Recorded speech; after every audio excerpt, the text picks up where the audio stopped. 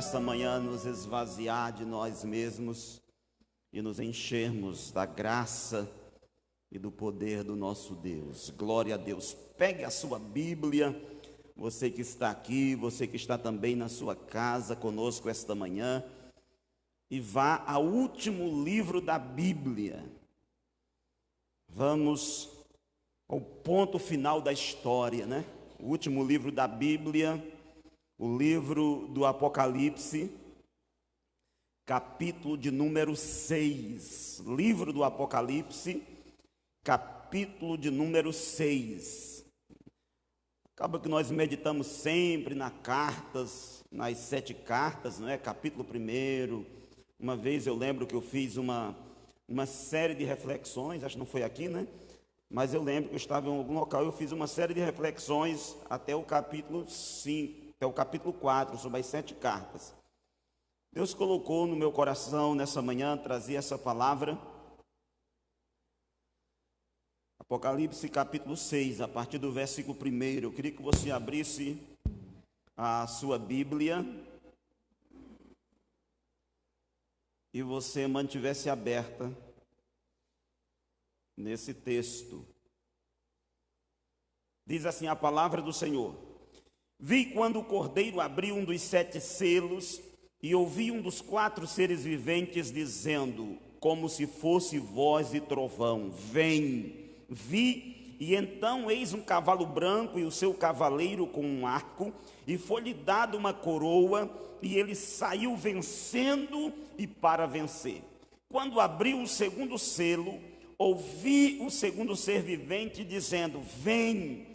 E saiu outro cavalo vermelho e o seu cavaleiro, e foi-lhe dado a tirar a paz da terra, para que os homens se matassem uns aos outros, e também lhe foi dado uma grande espada. Quando abriu o terceiro selo, ouvi o terceiro ser vivente dizendo: Vem. Então vi, e eis um cavalo preto, e o seu cavaleiro com uma balança na mão, e ouvi uma voz como que voz no meio dos 4 seres viventes, dizendo: Uma medida de trigo por 1 denário, 3 medidas de cevada por 1 denário, e não danifiques o azeite e o vinho. Quando o Cordeiro abriu o 4º selo, ouvi a voz do 4º ser vivente dizendo: Vem. Olhei, e eis um cavalo amarelo, e o seu cavaleiro, sendo este chamado Morte, e o inferno estava seguindo, e foi-lhe dada autoridade sobre a 4ª parte da terra, para matar a espada pela fome, com a mortandade e por meio das feras da terra. Amém, irmãos? Mantenha a sua Bíblia nesse texto, daqui a pouco nós chegaremos nele. No século II, um líder que acabou, enveredando por um caminho não tão bom, ele se tornou um grande personagem na história da igreja, mas um personagem com uma ideia distorcida.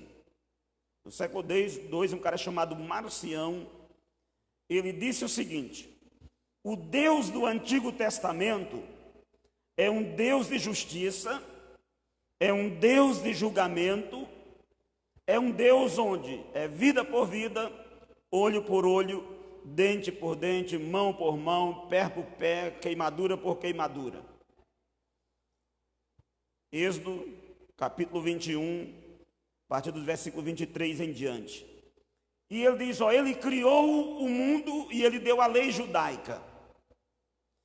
E na sua fala ele continua dizendo, o Deus do Novo Testamento, que foi revelado na pessoa de Jesus Cristo, é um Deus de misericórdia, é um Deus de amor, é um Deus de perdão, é um Deus de graça.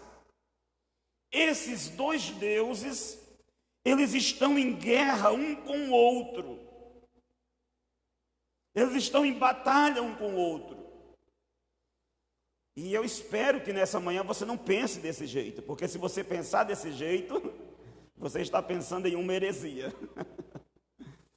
Na mentalidade desse homem havia uma diferença entre o Deus revelado no Antigo Testamento e o Deus revelado no Novo Testamento. Infelizmente, muita gente pensa assim, que no Novo Testamento nós encontramos só perdão, encontramos só misericórdia, encontramos só graça, encontramos só amor, encontramos só bondade. E parece que o Deus do Antigo Testamento é um Deus cruel, é um Deus violento, é um Deus iracundo, é um Deus cheio de ira. E parece que no Novo Testamento não tem nada disso. Mas a grande verdade é que no Novo Testamento nós vamos encontrar um termo-chave, e principalmente no livro do Apocalipse, que é chamado a ira de Deus e a ira do Cordeiro.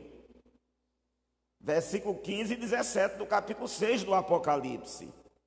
Mas mesmo o Apocalipse, sendo um livro que para muitos traz medo, tem gente que diz, não, leu o Apocalipse, não, eu me assusto quando leio o livro do Apocalipse. Não é para você se assustar, porque na verdade, irmãos, o Apocalipse não é a revelação dos 4 cavaleiros do Apocalipse. O Apocalipse é a revelação de Jesus à sua igreja, aos seus santos. É uma revelação de Deus para nós.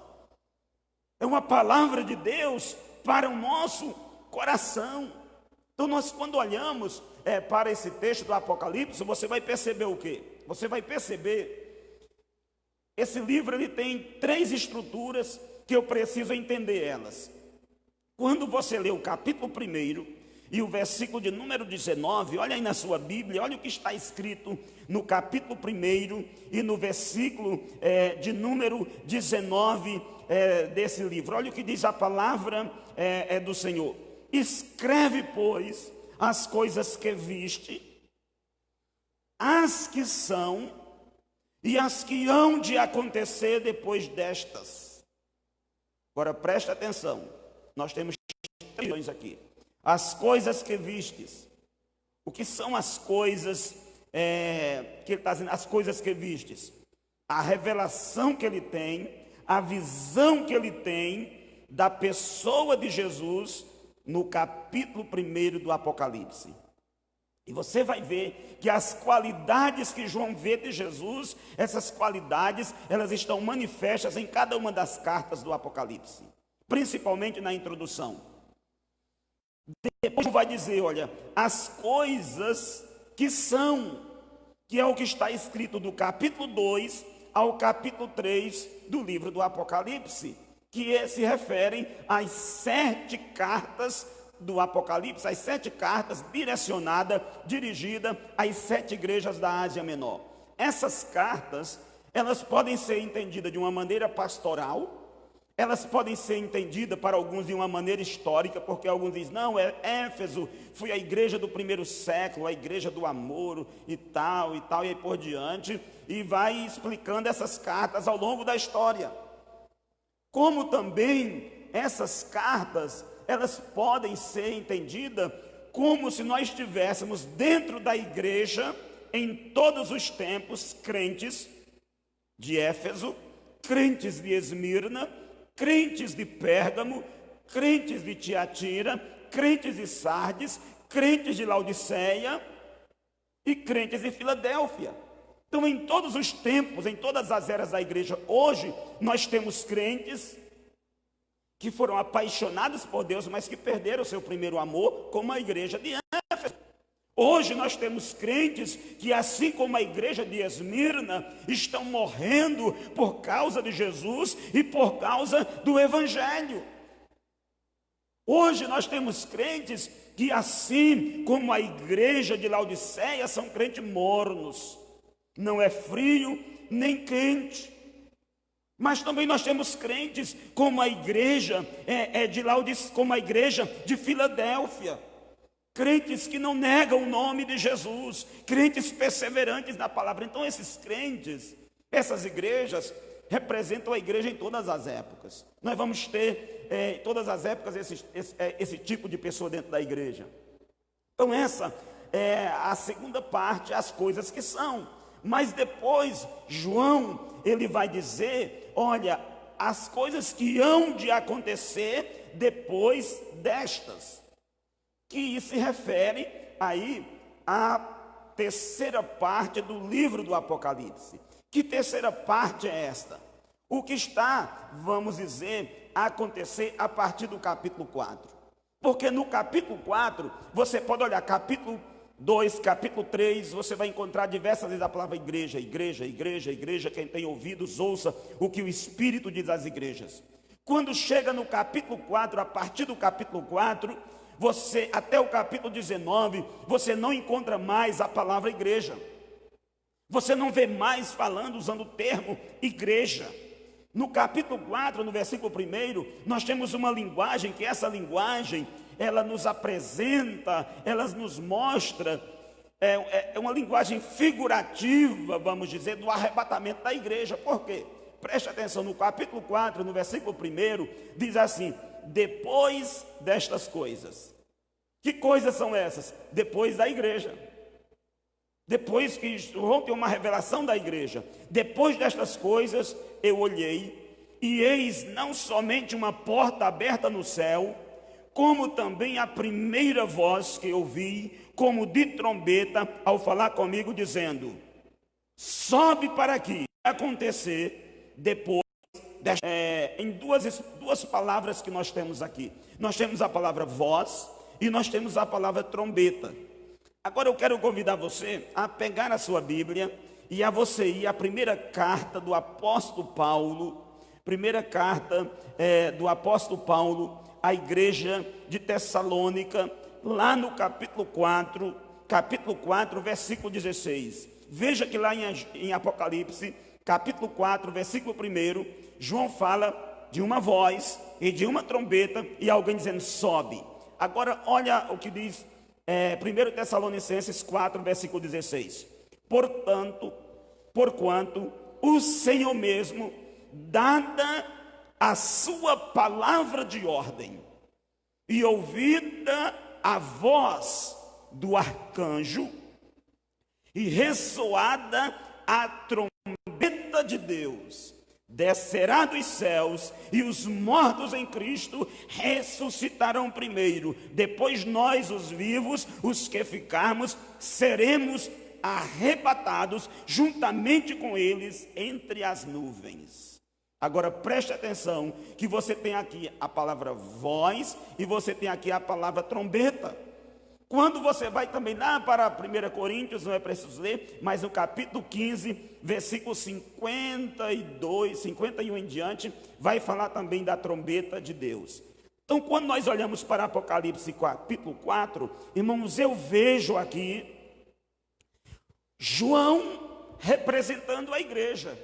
João sendo convidado para subir, para estar na presença de Deus. E agora Jesus vai mostrar para João, ele vai revelar para João as coisas que iam acontecer, porque ele diz, olha, eu te mostrarei o que deve acontecer depois destas coisas. O que deve acontecer depois da igreja aqui na terra. O que deve acontecer depois do arrebatamento da igreja. O que deve acontecer depois que a igreja for tirada da terra. Aí nós temos esse capítulo 4, essa pausa aí, esse intervalo, esse parêntese. Nós vamos ter diversos parênteses no livro do Apocalipse. E nós chegamos no capítulo 6. No capítulo 5, você tem um cordeiro com um rolo na mão. Um rolo que está selado, um livro que está selado com 7 selos. Que este livro é o destino da humanidade. É o destino do mundo. E aqui o único que pode abrir, que pode controlar o destino da humanidade é o Cordeiro de Deus, é Jesus, de acordo com João. E aí no capítulo 6, nós temos o desenrolar dos acontecimentos pós-arrebatamento da igreja.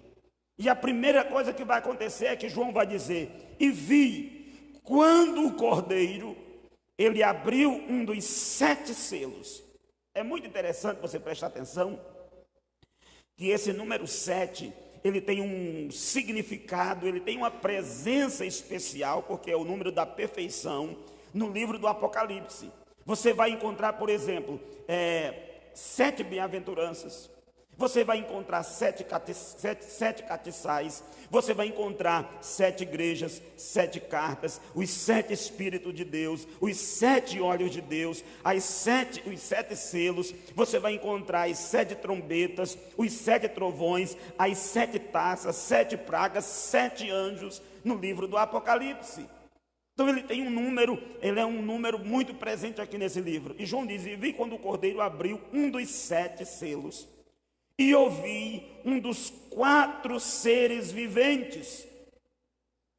Esses seres viventes é o que você vai encontrar no capítulo 4, versículo 6, e no capítulo 5, versículo 6 também. Nós não vamos nos deter neles, mas vamos, só para você ter uma ideia, está nesse capítulo 4, versículo 5. E ele ouviu um desses 4 seres viventes, que estão ali diante do trono de Deus, dizer numa voz como de trovão. Um daqueles 4 seres viventes saem e dizem, e a voz dele é como voz de trovão. E eles falam e eles dizem: olha, vem. Veja que eles dão uma ordem. Essa ordem eu não sei se é dada para João ou se é dada para o que está a acontecer no versículo de número 2. Eu sei que esses seres viventes, que muitos chegam a dizer que são os serafins, lá de Isaías capítulo 6, versículo 2 e o versículo de número 3, eles dão uma ordem. Eles dão uma ordem, e essa ordem é: vem. E vi. E aí João vai dizer: e vi. O que João viu? Ele diz: eu vi um cavalo branco. Eu vi um cavalo branco e o seu cavaleiro com um arco. E foi-lhe dada uma coroa. E ele saiu vencendo e para vencer. Preste atenção. A igreja foi arrebatada. Os selos começam a ser abertos. À medida que esses selos vão sendo abertos, o julgamento de Deus começa a cair sobre a terra e sobre aqueles que habitam aqui na terra. Então esses eventos, esses selos que é descrito aqui nesse capítulo, são os eventos, vamos dizer, dos primeiros 3 anos e meio da grande tribulação. Sei que há uma grande controvérsia em relação a esse cavaleiro, porque alguns interpretam e dizem: não, esse cavaleiro, esse cavalo branco com esse cavaleiro representa Jesus, é a pessoa de Jesus. Outros vão dizer: não, é a proclamação do evangelho. Outros vão dizer: não, é a guerra. Outros vão dizer: não, foram os partos quando enfrentaram os romanos. E aí nós vamos ter diversas interpretações. Nós sabemos que naquela época, os generais romanos, normalmente eles cavalgavam em um cavalo branco, quando eles voltavam de suas batalhas, quando eles venciam os seus inimigos. E até mesmo na mentalidade judaica, um cavalo branco era um sinal favorável. No entanto, o próprio contexto aqui dessa passagem nos mostra que o ambiente não é um ambiente favorável. O que vai acontecer depois não é bom. Então, sem dúvida, esse cavaleiro que aparece no versículo de número 2, a única pessoa que ele pode representar é a pessoa do anticristo. Porque veja que é um cavalo branco, indicando o quê? Indicando uma falsa paz. 1 Tessalonicenses, acho que o capítulo 5, versículo 3, muitos vão dizer: quando todos disserem a paz e segurança, virá a repentina destruição. E nós vamos encontrar Paulo se referindo, vamos dizer, esse cavalo branco, esse primeiro cavaleiro, ao homem do pecado, o homem da iniquidade. Ele vai vir em seu próprio nome, O próprio Jesus disse: olha, eu vim em nome do meu Pai, mas vocês não me receberam, porém virá outro em seu próprio nome, e vocês vão receber. Então esse personagem que vem nesse cavalo branco, diz a palavra que ele recebe um arco. Ele recebe um arco. Mas é interessante que no texto não fala que ele tem flechas. Ele tem um arco, mas ele não tem flechas. O que indica? O que mostra isso? Mostra isso está descrevendo que haverá uma conquista, que haverá um tempo de uma paz, haverá uma conquista da paz, e essa paz será conquistada não por meio, vamos dizer, do derramamento de sangue, não por meio da espada, mas através do engano. Através do engano. Porque esse primeiro cavaleiro, ele vem com uma proposta de paz. E aparentemente, aqueles que ficarem aqui durante esse período vão perceber que essa proposta de paz, esse espírito de engano, vai ser tão real, e é o que nós já estamos vivendo hoje. Se você olhar para Mateus capítulo 24, você vai perceber que a primeira palavra de Jesus é a seguinte: acautelai-vos, que ninguém vos engane. Veja que o mundo hoje, que a nossa sociedade hoje, ela é caracterizada pelo engano. Porque o espírito do anticristo ele já operava na época de João. Quando você lê as epístolas de João, você vai ver isso. Só você lê primeira, segunda e terceira epístola de João. Lá tem um espírito do anticristo. Então ele vem para seduzir, ele vem para enganar, porque ele não tem a verdade consigo, ele fala a mentira, mas de uma maneira que as pessoas acreditam nessa mentira. Segundo Tessalonicenses, capítulo 2, versículo 9 ao 12, Paulo diz o seguinte: a vinda desse perverso, que é o anticristo, que vamos dizer, o cavaleiro aqui do cavalo branco, eles é segundo a ação de Satanás, com todo o poder, com sinais e maravilhas enganadoras. Ele fará uso de todas as formas de engano. Depois ele fala de um poder sedutor, para que as pessoas creiam na mentira, porque elas não creram na verdade. Então nós vamos ter, durante o período, o início da tribulação, nós vamos ter aí, vamos ver, o ápice do engano. Nós vamos ter esse ápice da maldade revestida de uma falsa paz, na pessoa desse cavaleiro. João tem essa visão, e eis um cavalo branco, e o seu cavaleiro, e foi-lhe dado um arco. Ele não vem a princípio para a guerra, mas ele vem com uma falsa paz, e foi-lhe dada uma coroa. E é interessante que essa coroa que foi dada aqui, porque Jesus também tem uma coroa, mas no Apocalipse nós temos duas palavras para a coroa. Nós temos a palavra estéfanos e nós temos a palavra diadema. A palavra estéfanos era a coroa de louro, que se chamava, a coroa que dava àquela pessoa que venceu uma batalha, que fez uma corrida e ela saiu vencedora. Era uma coroa que murchava, era uma coroa perecível, era uma coroa momentânea, temporária. É o que esse cavaleiro tem. Mas quando fala de Jesus, não fala de estéfanos, fala de uma coroa diadema, que era a coroa da realeza, que era a coroa do rei, porque Jesus, ele é o rei. Então essa figura que nós temos é a figura do anticristo, porque ele vai surgir, irmãos, logo a igreja ser tirada da terra, porque existe alguém que está detendo a presença dele, que é a presença da igreja, que é a presença do Espírito Santo, a igreja sendo arrebatada, a igreja sendo tirada do palco da história.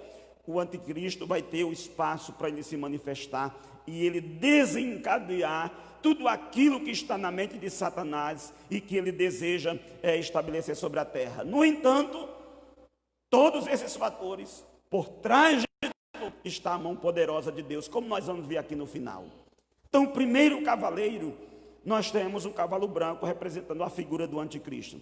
Depois, no versículo 3 e 4, diz assim: E saiu outro cavalo, um cavalo vermelho, que é o símbolo da guerra, da batalha, da peleja, dos conflitos. E ao que estava montado nele, foi dado o quê? Veja que esse após o primeiro cavaleiro, desencadeia na terra um processo de destruição, um processo de maldade, de violência. Primeiro, esse segundo cavaleiro foi dado a ele o quê? Que tirasse a paz da terra. Para que as pessoas não tivessem paz. O que seria isso, irmãos? O que faz com que nós tenhamos paz na terra hoje? O que mesmo que a gente tenha uma paz em termos, vamos dizer, globais, até mesmo de sociedade, que você pode sair tranquilo às vezes. Por quê? Porque nós temos leis. Essas leis, elas estabelecem, você não pode sair fazendo o que você quer. No entanto, no governo do anticristo, após o anticristo, a Bíblia diz que ele é um homem sem lei. Não haverá lei. Se não tem lei na terra, mata quem quer, destrói quem quer, não tem princípio para ninguém ser julgado. Então diz a palavra que foi permitido que se tirasse a paz da terra. Então uma paz social, mas eu creio que também, irmãos, uma paz interior. Uma paz interior que será arrancada, que será tirada, que será removida. Então veja bem, primeiro, a paz é tirada da terra. As pessoas não terão paz umas com as outras. Após isso, diz que foi permitido que os homens se matassem uns aos outros. Veja a violência. Então você vai perceber que sem lei e sem ordem, o respeito pela vida, o senso de justiça vai desaparecer. Então a violência, se você acha que o nosso mundo está violento hoje, que as pessoas matam por nada, que as pessoas tiram a vida do seu semelhante por nada, por qualquer coisa, é um motivo de matar o outro, tirar a vida do outro, da violência que está presente em nossa sociedade, que na verdade já é o espírito desse segundo cavaleiro operando em nossa sociedade, agindo em nossa sociedade, para que tenhamos uma banalização da vida, do nosso mundo. Imagine nesses dias, que vai ser intensificado, que vai ser muito horrível, que vai ser muito mais pior. E o texto bíblico nos diz que foi tirado a paz, permitiu que os homens matassem uns aos outros, e foi dado a esse cavaleiro uma grande espada. Uma grande espada. Então esse é um tempo de massacre. E essa própria palavra aqui, que tem a ideia de matar, é a palavra que é usada para Jesus, a morte de Jesus, e a mesma palavra que é usada para aqueles que morreram, que vai estar logo após o versículo de número 9. Então esse segundo cavaleiro, ele é um cavaleiro onde ele vai trazer a guerra, o conflito, a morte, o desespero. Nós estaremos, quem estiver nesses dias, vai viver dias terríveis, assustadores, pavorosos, os dias mais difíceis da humanidade, um tempo de violência, de guerra, de morte, de desespero. Será o que o segundo cavaleiro ele vai desencadear sobre a terra. Mas João continua dizendo, primeiro um cavalo branco, o anticristo, depois o cavalo amarelo, a guerra. O terceiro cavaleiro, João diz, é um cavalo preto. Quando abriu o terceiro selo, ouvi o terceiro ser vivente dizendo, vem, e olhei, e eis um cavalo preto, e o que estava montado nele, olha agora a linguagem, a imagem que é descrita esse cavaleiro, tem uma balança na mão. E ouvi como que uma voz no meio dos quatro seres viventes que dizia, uma medida de trigo por 1 denário, 3 medidas de cevada por 1 denário, não danifiques o azeite e o vinho. Então veja bem que esse cavaleiro, ele representa a fome, ele representa a escassez, ele representa a miséria, porque naquela época 1 denário era o que o homem trabalhava, era um dia de serviço. E agora está dizendo que essa pessoa, ela vai trabalhar um dia de serviço por uma medida de trigo. 3 medidas de cevada, o alimento de uma pessoa. Nós teremos uma escassez, fome, pobreza, opressão, exploração, que vai atingir, vamos dizer, o mundo em uma escala inimaginável, que não tem como, vamos dizer, ser descrita. E nós vemos que a nossa sociedade caminha para isso. Esse ambiente de escassez, esse ambiente, vamos dizer, até um ambiente de inflação, vai ser o tempo, vai ser um momento característico, vai ser o ápice, vai ter o seu ápice no período da grande tribulação. Fome, miséria, falta de comida, pobreza, escassez, inflação.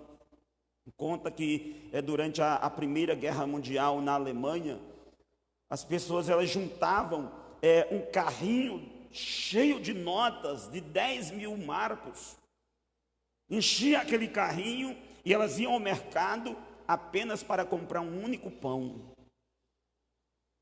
No período da grande tribulação será muito mais severo, muito mais pior. Por isso que haverá um controle mundial de comida, de compra. O palco está sendo montado. Então você vê, João está tendo essa visão do que vai acontecer.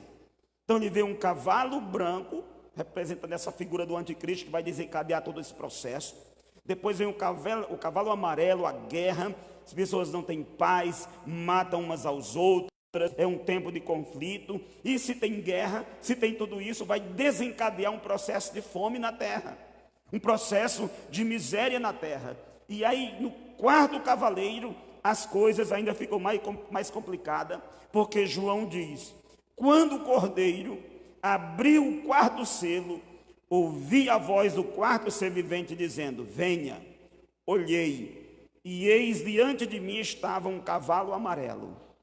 Seu cavaleiro se chamava Morte. Então nesse cavalo amarelo tem um cavaleiro.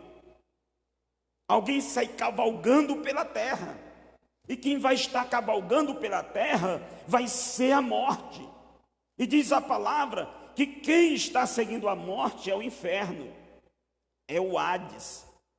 E foi dado poder sobre uma quarta parte da terra para matar, preste atenção, pela espada, pela fome, por pragas e por meio de animais selvagens.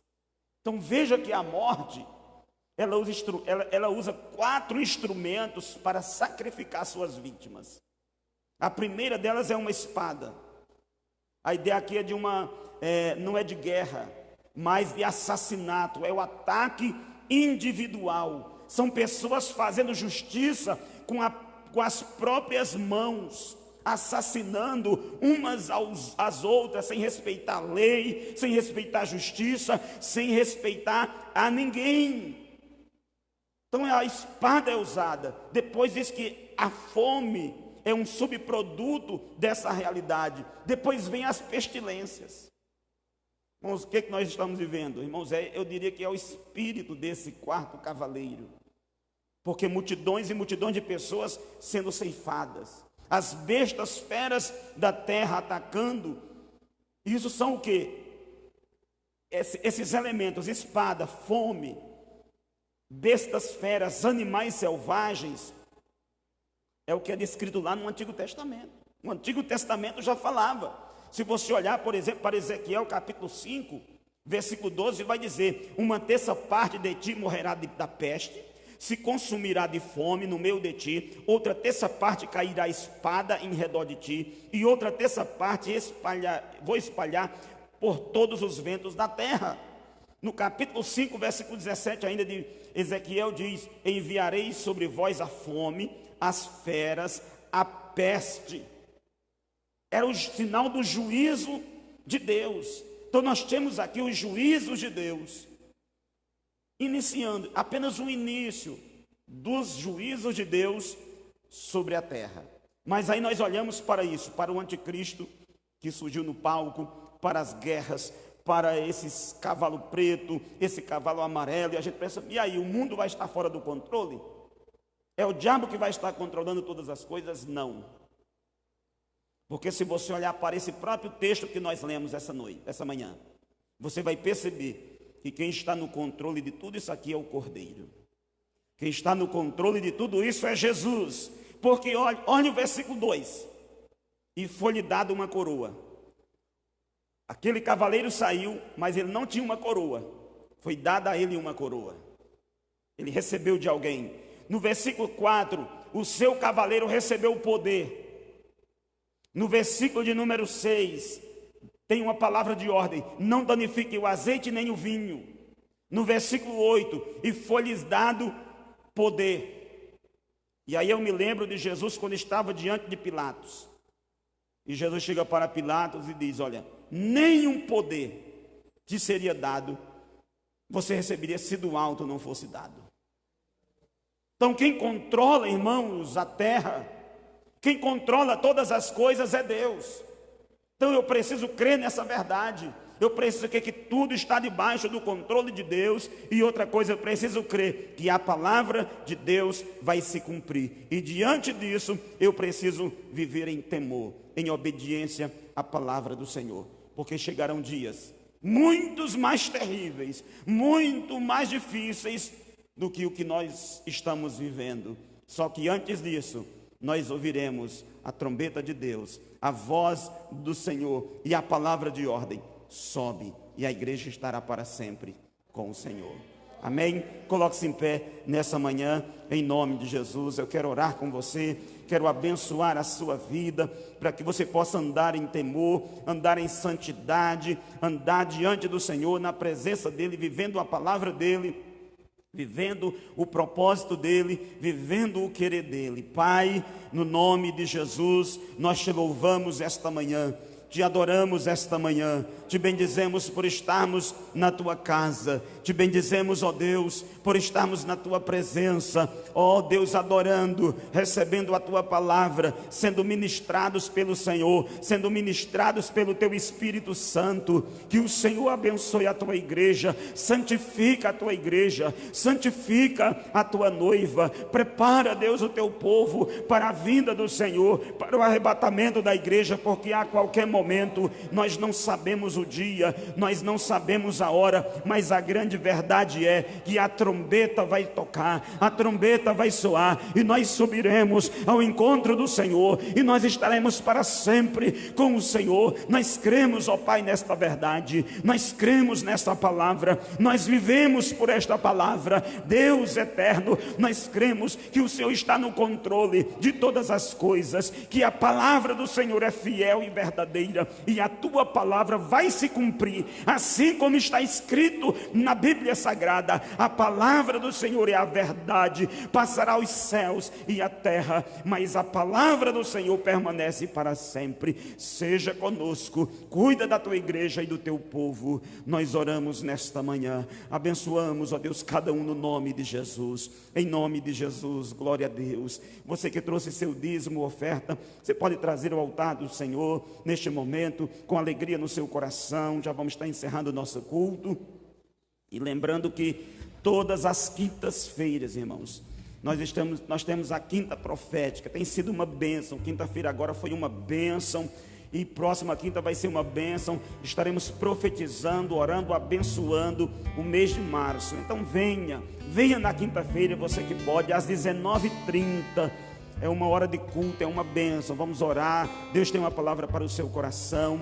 Venha participar no nome de Jesus. No próximo domingo, às 9h30 e às 18h. À noite estaremos aqui novamente, em nome do Senhor. Vamos orar, encerrando o nosso culto esta manhã. Pai, nós te louvamos por este momento.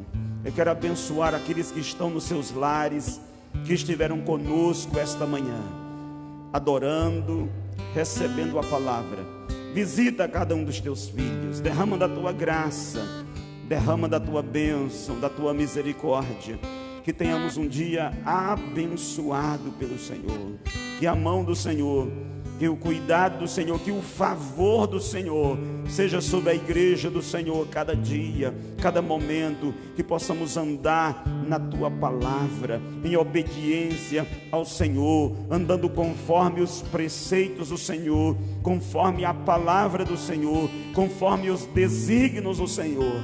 Pai querido, em nome de Jesus, abençoa a tua igreja, leva-nos em paz aos nossos lares, no nome de Jesus. E agora, que o amor de Deus nosso Pai, a graça do Senhor e Salvador Jesus, a comunhão e as consolações do Espírito Santo sejam com a igreja do Senhor de agora e para sempre.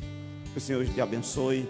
Está encerrado o nosso culto esta manhã, em o nome de Jesus.